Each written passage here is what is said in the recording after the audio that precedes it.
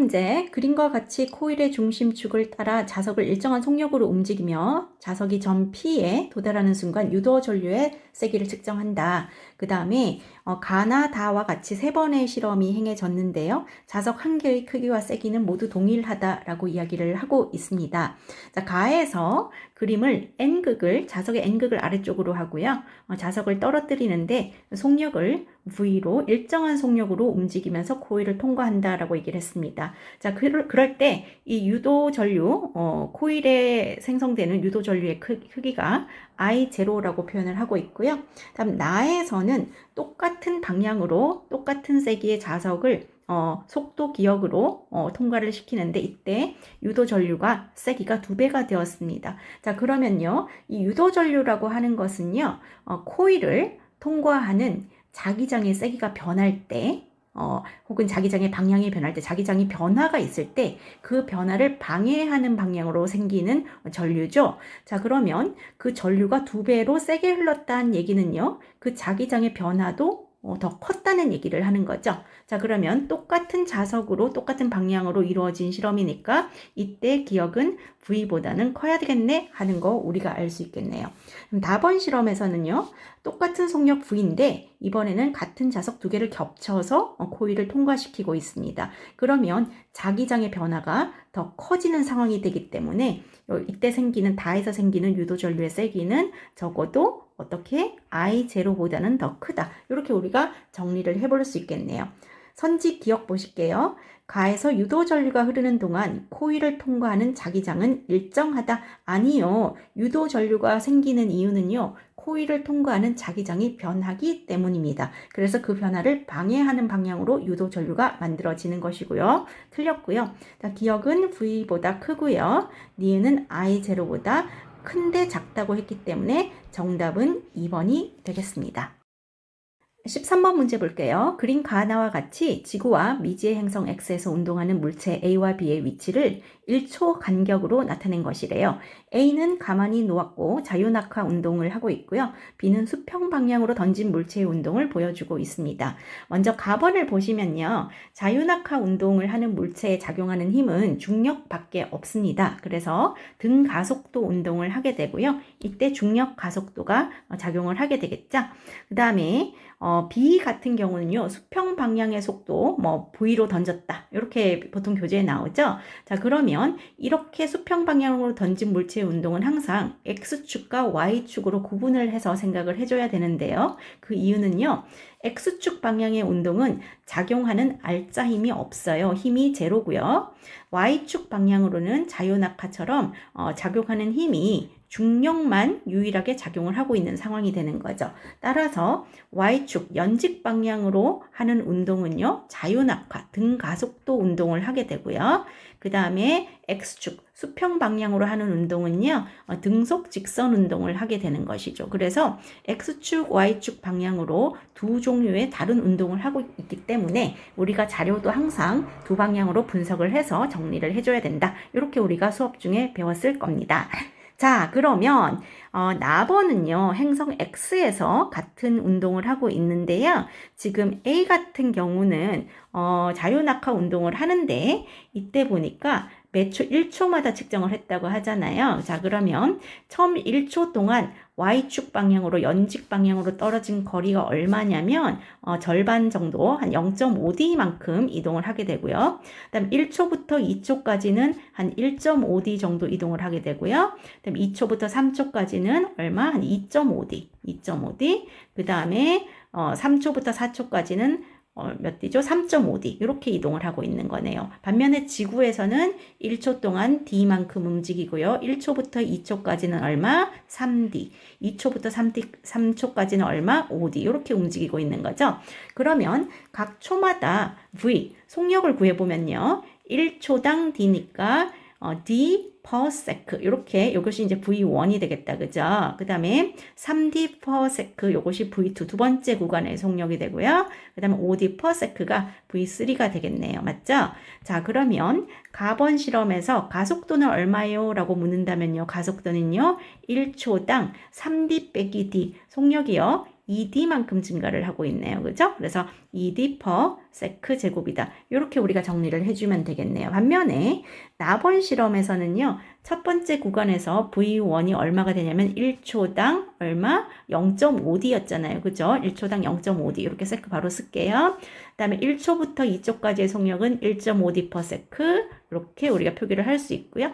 자, 그러면 이때 나번 상황에서 가속도는 어떻게 구할 수 있다고요? 몇 초당 속력이 얼마만큼 증가했다고? 1.5에서 0.5, 2.5에서 1.5, 3.5에서 2.5 어떻게 된다고요? D만큼 증가를 했네요. 그래서 D per sec의 제곱이다. 이렇게 정리를 해주면 되겠습니다. 자, 선지 한번 골라볼게요. 자, 기억 가에서 연직 방향의 가속도의 크기는 A와 B가 같으니까 자 가에서라고 얘기를 했죠. 가에서 A와 B 그렇죠. 둘 다 자유낙하 운동을 하고 있죠. 따라서 가에서는 같습니다. 중력 가속도의 크기는 가에서가 나보다 더 컸죠. ED per sec 제곱, D per sec 제곱 맞고요. B가 낙하하는 동안 B의 수평 방향 속력은 가와 나에서 어떻습니까? 라고 물어보면요. 1초당 B에서 수평 방향으로 한 칸, 또 한 칸, 또 한 칸씩 움직이고 있죠. D만큼 움직이고 있고요. 그 다음 나에서는 1초당 한 칸, 또 한 칸, 한 칸. 자, 수평 방향의 속력은 가와 나에서 같네요. 그죠? 그래서 정답은 5번이 되겠습니다.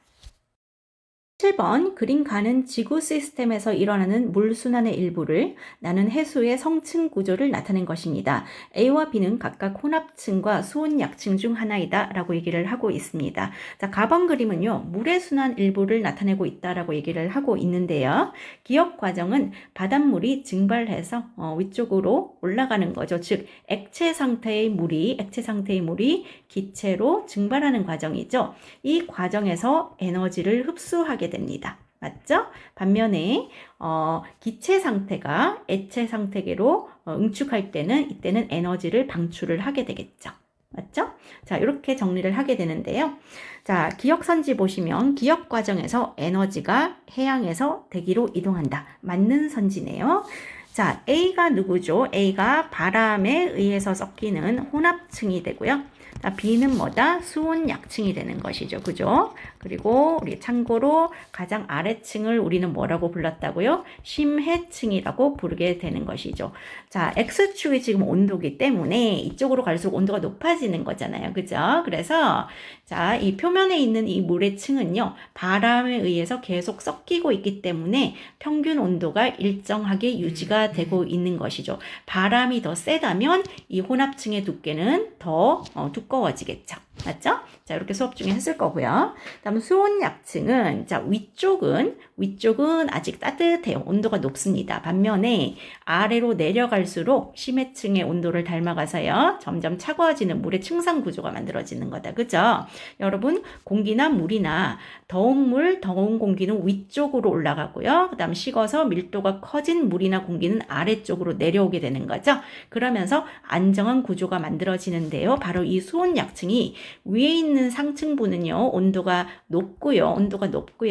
하층부는 차가운 물, 온도가 낮아서 굉장히 안정한 구조를 형성을 하고 있죠. 따라서 B에서는 위층과 아래층 사이에 물질 교환이 활발하지 않습니다.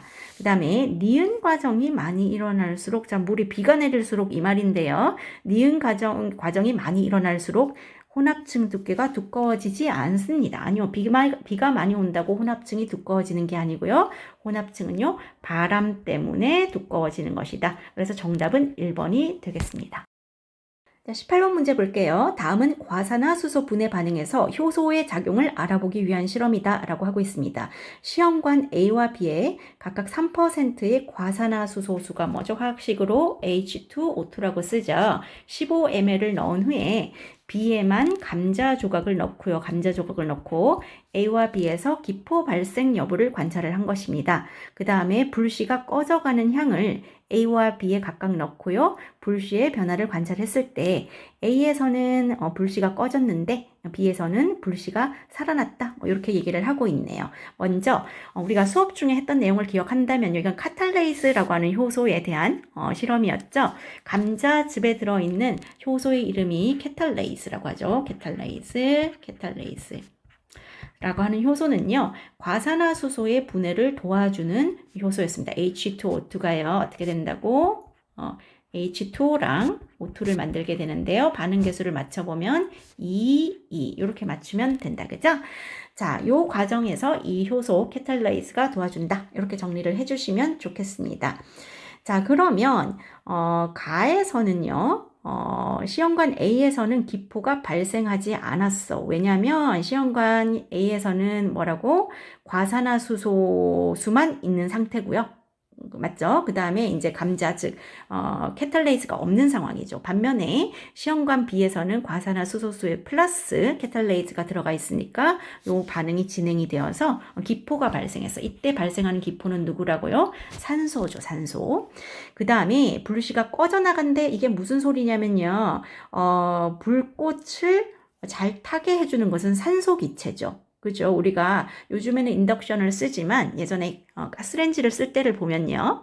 그 숨구멍이 막혔다 이러죠. 산소가 공급이 되지 않으면 불씨가 죽어가는 그런 일들도 있었습니다. 그래서 산소 기체를 우리는 뭐라고 부르냐면요. 이제 조연성 기체이다. 조연성 기체이다. 이렇게 부르게 되거든요. 반면에 이제 수소 기체는 중학교 때 배웠겠지만 퍽 소리, 성냥불 갖다 대면 퍽 소리 나면서 터져요. 뭐 이런 소리 나오죠. 그래서 수소 기체는 우리가 가연성 기체고요. 가연성 기체고요. 산소 기체는 조연성 기체이다. 타는 걸 도와주는 기체이다. 이렇게 정리를 하게 되는 거죠.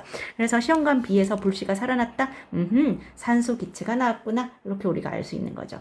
자, 기억선지 볼게요. B에서 발생한 기포에는 산소 있고요. 과산화수소 분해 반응의 활성화 에너지죠. 활성화 에너지는 뭔가요? 활성화 에너지라고 하는 것은요. 어떤 화학 반응이 일어날 때 반응물과 생성물의 에너지 차이가 만들어지는데요. 이때 반응물에서 생성물로 만들기까지의 중간 과정이 좀 있습니다. 그죠? 미천을 좀 투자를 해야지 우리가 생성물을 얻죠? 자, 요때 우리가 반드시 지불해야 되는 에너지 코스트, 에너지 값을 우리는 활성화 에너지라고 부르게 되고요. 어떻게 정의가 되냐면 항상 출발점이 반응물로부터 시작되어야 되죠. 반응물로부터 꼭지점까지를 우리는 활성화 에너지다 이렇게 부르게 되는데 여기서 나온 캐탈레이스 같은 효소들이 하는 역할은 바로 이 활성화 에너지를 낮추어 주는 역할을 하죠. 그래서 효소의 작용은요. 반응 속도를 빠르게 해준다. 이렇게 우리가 배웠습니다. 과산화수소 분해 반응에서 활성화 에너지는요. B에서가 A에서보다 큰 게 아니고요. 작습니다. 그것이 효소의 역할이었죠. 기포 발생이 끝난 B에 이 말인 즉슨요. H2O2 과산화수소가 이제 다 떨어졌어. 자, 효소는 우리가 배웠지만 항상 재사용이 되는 것이죠. 그죠? 효소는 한번 사용한다고 없어지는 게 아니고요. 항상 리사이클이 될 수 있습니다. 그래서 기포 발생이 끝나도 효소는 여전히 살아있기 때문에 추가로 기질인 3% 과산화수소수 15ml을 첨가하면 기포가 다시 발생할 수 있는 것 맞습니다. 그래서 정답은요. 3번이 되겠습니다. 자, 22번 문제 볼게요. 그림가는 1984년부터 2023년에 전 지구 대기 중에 이산화탄소의 농도 변화를 나타내고 있고요. 점점 증가하고 있죠. 그림에서요. 자, 그 다음에 그럼 나는 어느 시기 복사평형 상태에 있는 지구의 열수지를 나타낸 것이다. A와 B는 각각 흡수랑 방출 중 하나이다 라고 제시를 하고 있습니다. 먼저 태양 복사 에너지를 보시면요. 지구 대기권으로 들어와서 지표로 흡수가 되는데요. 태양 복사 에너지는 상대적으로 파장이 짧은 단파 복사이다. 이렇게 얘기를 하고요. 지구 복사 에너지는요. 장파 복사이다. 이렇게 얘기를 하게 되는데요. 이 단파 복사는 대부분 대기권을 잘 뚫고 들어올 수가 있죠. 일부는 반사가 되지만요. 자, 그래서 대기권에도 일부 흡수, 그 다음에 지표면에도 흡수가 됩니다. 반면에 지구 복사 에너지는요. 우리가 지구가 흡수한 태양 복사 에너지를 지구의 온도에 맞게 파장을 바꾸어서 재방출을 하게 되는 것이다. 그죠? 자, 그래서 B가 바로 방출이다 라고 우리가 쓸 수 있고요. 그 다음에 A는 방출된 지구 복사 에너지가 대기층의 대기권에 흡수가 된다. 이렇게 우리가 정리를 해주면 되겠네요. 맞죠? 자, 선지 한번 골라볼게요. 가에서 대기 중 이산화탄소의 농도는 증가하는 경향이 이건 너무 쉬운데요. 맞고요. 나에서 A의 값은 자, 지구 복사 에너지 중에서요. 그 대기권에 흡수되는 되는 에너지 양 A 값은 대기 중 이산화탄소의 양에 따라 변한다. 맞습니다. 대기 중에 이산화탄소가 많아져서요.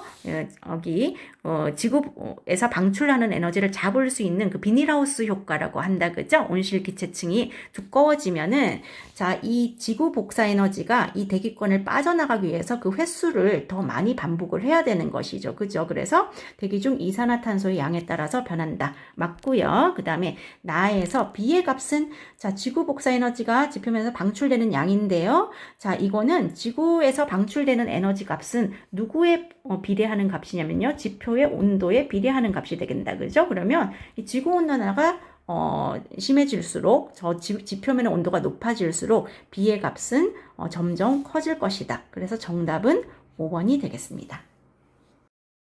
23번 문제 한번 볼게요. 그림 가는 속력 V로 등속 운동하던 수레 A가 정지한 수레 B와 충돌 후에 A는 정지하고 B는 속력 V로 운동해서 벽과 충돌 후에 정지하는 과정을 나타낸 것이다.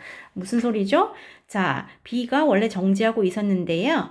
A 수레가 V로 다가와서 쿵 충돌을 했대요. 충돌 후에 A는 그 자리에 정지를 하게 되고요. 안 움직이던 B는 이번에 속도 V로 벽 쪽을 향해서 출발을 하게 됐어. 이런 얘기를 하고 있는 거다. 그죠? 자, 그 다음에 이 B는 벽 쪽으로 V로 움직여 가서 벽에 쿵 하고 부딪혀서 결국은 정지하게 돼. 요게 이제 상황이 되는 거야. 맞죠? 자, 구간 1과 2는 B가 A과 여기서는 이제 A랑 충돌한 지점이고요. 그 다음에 벽과 B가 충돌한 지점은 구간 2다. 이렇게 우리가 표시를 해줄 수 있고요. A와 B의 질량은 M으로 같다. 이것이 문제였습니다. 자, 그러면 한번 볼게요. 자, 지금 구간 1은 B랑 A가 충돌을 했대요. 맞죠? B랑 A가 충돌을 했는데 그럼 B의 처음 속력은 V0는요. 정지하고 있었으니까 0이었잖아요. 그죠? 자, 그 다음에 쿵 충돌 T초 동안에 A랑 충돌을 했는데 B가 최종 속도가 얼마가 된다고? V가 되었대요.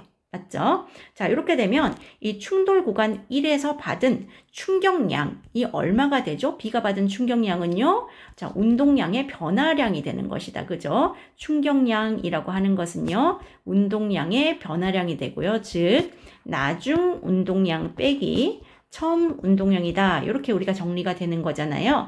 운동량 공식은 뭐였죠? mv, 질량 곱하기 속도였습니다. 자, 그러면 질량이 m이었으니까 나중 속도 v 빼기 처음 속도 v 곱하기 제로니까 0이 되네요. 따라서 충격량은요, mv다. 이렇게 정리를 해볼 수가 있는 거죠. 자, 이번에 수레 B와 벽이 충돌하는 구간 2에서 보시면요. 처음 충돌할 때 총 충돌 시간은 이제 2t 동안이 되는데요. 처음 충돌했을 때 속력은요. V였고요. 그 다음에 최종 속력은 제로, 정지했다고 했습니다. 그죠? 하지만 여기 구간 2에서도 받은 충격량은 I는 어떻게 된다고? 델타 P, 운동량의 변화량이야 라고 했는데요. 그럼 나중 운동량이 얼마지? 제로. 처음 운동량 얼마지? MV 해서 이때는 자 방향 표시까지 해준다면 마이너스 MV다. 이렇게 정리를 해줄 수가 있는 거야. 무슨 말인지 알겠죠? 자, 여기서 이게 벡터량이라고 하는데요. 방향을 포함하는 물리량에서 이 사인이 의미하는 바는요. 대소 관계가 아니라 방향을 표시를 하는 것이었습니다. 그죠? 따라서 이 수레 B가 A로부터 충격을 받았는데 충격을 어느 쪽으로 받았니? 이쪽으로 받은 거잖아. 오른쪽으로. 그죠? 우리 그림에서. 그 다음에 B가 벽으로부터 충격량을 받았는데 어느 쪽으로 받았니? 왼쪽으로 벽이 수레를 밀어낸 거잖아요. 그래서 두 개의 충격량은 반대 방향이 되는 거야. 그래서 우리가 계산값을 써보면 여기서는 플러스 MV라고 표시가 되고요. 구간 2에서는 마이너스 MV다. 이렇게 쓸 수가 있는 거죠. 선지 한번 골라볼게요. 1에서 A의 운동량 변화량의 크기는 MV다. 맞고요. B가 충돌하는 과정에서 받는 충격량은 구간 1과 2 값은요. 부호는 반대였지만 둘 다 MV로 같습니다. 그래서 크지 않고요. 자, B가 충돌 과정에서 받는 평균 힘의 크기는 1, 2가 어떻습니까? 라고 묻게 되는데요. 이 충격량 I라고 하는 것은요. 평균 힘 곱하기 시간이다 하는 충돌 시간이다 하는 이런 공식이 있었잖아요. 그죠? 그런데 1과 2에서 지금 I가 동일한 경우란 말이야. 그런데 T는 구간 2에서 얘가 2배가 되거든요. 자, 그러면 F는 구간 2에서 2분의 1배 더 줄어야 되는 거죠. 그죠? 그래서 평균 힘의 크기는요. 구간 2가 절반이 됩니다. 그래서 1에서가 2에서보다 크다. 요 선지는 맞네요. 그래서 정답은요. 4번이 되겠습니다. 24번 문제 볼게요. 그림은 세포 내 유전 정보의 흐름을, 표는 일부 코돈이 지정하는 아미노산을 나타낸 것이다. 니은에서 사이토신과 구아닌의 수의 합은 디귿에서 사이토신과 구아닌 수의 합의 2배이고요. 가와 나는 각각 A, B, C, D 중에 하나이다. 이렇게 얘기를 하고 있습니다. 조건이 뭐다고요? 니은에서 C랑 G의 합이 디귿에서 C랑 G의 합의 2배이고 요게 유일한 조건이었어요. 자, 우리 빈칸 한번 채워볼게요. 자, 여기 보시니까요. 여기 코돈이 CA로 읽혔잖아. 그러면 우리가 DNA 두 가닥 중에서 어느 가닥을 읽었지? 하고 우리가 봐야 되는데요. 자, 여기 두 번째 가닥, 요거를 1번 가닥, 2번 가닥이라고 하면요. 지금 상부적으로 결합하는 것은 2번 가닥하고 결합을 하게 되는 거네요. 그죠? 2번에서 전사를 한 가닥이 이 RNA 가닥이다 하는 거 우리가 읽을 수 있고요. 자, 그 다음에 첫 번째는 여기 B라고 하는 아미노산이 만들어졌대요. B를 지정하는 코드는 CGG였거든요. 여기 집어넣어 볼까? C, G, G. 자, 그러면 3연기 조합이 여기서 이렇게 끊어진다는 얘기인 거야. 그죠? 그러면 니은 나머지 부분을 채워주면 T랑 상부적으로 결합하는 아이가 누구죠? A. 그 다음에 G랑은 C. A랑은 RNA니까 U. 이렇게 우리가 정리를 해볼 수가 있는데, 그럼 니은에서 C랑 G가 몇 개가 들어가 있죠? C 2개, G 2개에서 4개가 있습니다. 그러면 디귿에는 이제 2개가 있어야 되는 거야. C랑 G를 합한 것이. 자, 그런데 또 여기서 보시니까요. 아미노산이 D가 있잖아요. D를 지정하는 코드는 UCA였잖아. 그렇다는 얘기는 여기 이제 U가 들어가고 상부적으로 여기는 A가 들어가야 되는 거죠. 그러면 이제 여기 염기 3개가 들어가야 되는데요. 여기 CG 합해서 2개만 있어야 돼. 그러면 A, B, C, D 중에 하나라고 했으니까 여기는 C가 1개밖에 없고요. 여기는 CG 다 더하면 3개가 있고요. 여기는 CG 2개 있고 여기 1개밖에 없어. 자, 그럼 2개가 있어야 되니까 누가 들어가야 된다고? 여기는 이제 C가 들어가야 되는 거야. C. 그죠? 그래서 여기는 코돈이 CUG 이렇게 들어가는 거야. CUG. 자, 그러면 3연기 조합은 어떻게 들어간다고? 쓰니까 G, A, C 이렇게 들어가면 되겠네요. 그럼 기억엔 누가 들어갑니까? 한번 채워볼까요? 상부적으로 결합을 해야 되니까 DNA 가닥이죠. 여기. 그러면 T가 들어가야 되고요.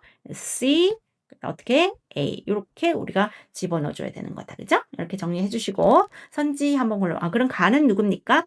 ACU니까 아미노산 A다. 이렇게 지정을 해주면 되겠네요.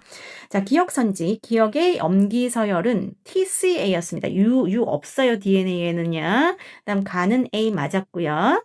자, 디귿에서 G와 U 숫자가 얼마겠지? G는 지금 1개가 있고요. U는 2개가 있어요. 그래서 같지 않습니다. 그래서 정답은요. 2번이 되겠습니다.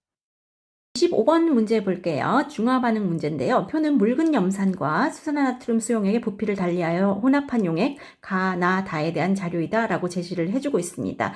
둘 다 일가산, 일가염기네요. 그러면 우리가 수업 중에 배웠던 이 혼합 용액 공식이라고 하는 거 한번 적용을 해보면 후다닥 풀리는 문제였다. 그죠? 자, BTB라고 하는 것은요. 산성, 중성, 염기성에서 색깔이 어떻게 변하죠? 노초파 순서로 변하는 아이야. 노초파. 그러면 노란색이니까 가는 산성 이다 알 수 있고요. 파란색이니까 얘는 이제 염기성이다. 이렇게 우리가 알 수 있는 거다. 그죠? 자, 일가산, 일가염기의 혼합 용액에서요. 그 혼합 용액 속에 들어있는 모든 이온수 ON이라고 하는 것은요. 반응 전 얘가 산성이니까 혼합 용액이 산성이면 반응 전 산이 가지고 있었던 전체 이온수랑 같다라는 거 우리 배웠죠. 그러면 반응 전 산, 묽은 염산 25ml에 모든 이온이 ON개가 들어있어서 여기서 이제 조심해야 될 것은 모든 이온이라고 했기 때문에 이거는 H 플러스랑 Cl 마이너스를 합한 수야. 그러면 HCl은 몇 개죠? 하면은 2.5N개가 들어있었어. 이렇게 해석을 해줘야 되는 거야. 알겠습니까? 그러면 묽은 염산이 25ml에 5N개가 들어있었다면요. 같은 묽은 염산을 사용한 거니까 여기는 5분의 3, 3N개가 들어있고요. 여기는 몇 개? 4N개가 들어있다. 이렇게 정리해 주시면 좋고요. 그다음 답원은 모든 이온이 12N인데요. 얘가 만약에 답원이 산성이려면 그죠? 반응 전에 산의 전체 이온수랑 같아져야 돼서 여기 이제 4N이라고 하는 숫자가 들어와 있었어야 돼. 그런데 4N이 아니란 얘기는 얘는 산성이 아니고 염기성이다 하는 거 우리가 알 수 있고요. 그러면 반응 전에 염기의 전체 이온수 12N 요 숫자가 요 밑으로 내려온 거예요. 이렇게 우리가 정리를 해볼 수가 있는 것이다. 그죠? 자, 그러면 여기는 BTB 용액을 넣었을 때 답원 용액은요, 어떻게 된다? 액성이 염기성이 되니까 파란색으로 정리가 되어 주셔야 되고요. 자, 그러면 30ml에 12N개였으니까 전체 이온수가요. 절반인 15ml는 전체 이온수가 6N이 되겠네요. 그러면 얘도 역시 염기성이니까 이 6N이 혼합 용액 속의 전체 이온수가 돼야 돼. 따라서 X는 6이다. 이렇게 정리해 주시면 니은 선지 틀렸고요. 기억은 파란색 맞고요. 혼합 용액의 최고 온도는 자, 중화 반응에서요. 물이 한 분자씩 만들어질 때마다 중화열이 발생을 하게 되는 것이죠. 혼합 용액 가에서는 그러면 물이 몇 분자 만들어지는지 한번 볼게요. 15ml에 6N이었으니까 5ml는 3분의 1이니까 2N개가 들어있다. 자, 그러면 가번 용액에서는 H 플러스가 2.5N개, 수산화 나트륨이 N개, 절반이 있으니까요. 그러면 2.5N, N이니까 물은요. H2O는 몇 개 만들어진다고요? N개 만들어진다. 이렇게 정리해 주시면 좋고요. 자, 나번 용액에서는 어떻다고? HCl 전체 이온수가 3N이니까 H 플러스는 1.5N개가 들어있고요. 그 다음 OH 마이너스는 절반인 3N개가 들어있죠. 물은 몇 개 만들어진다? 1.5N개가 만들어져요. 그러면 중화열이 나에서 더 많이 발생을 하게 되는 것이죠. 그리고 혼합 용액의 부피는 둘 다 30ml, 30ml입니다. 자, 그러면 최고 온도는 나가 가보다 높다. 이렇게 해줘야 되기 때문에 틀렸네요. 그래서 정답은 몇 번이 된다고요? 1번이 되겠습니다.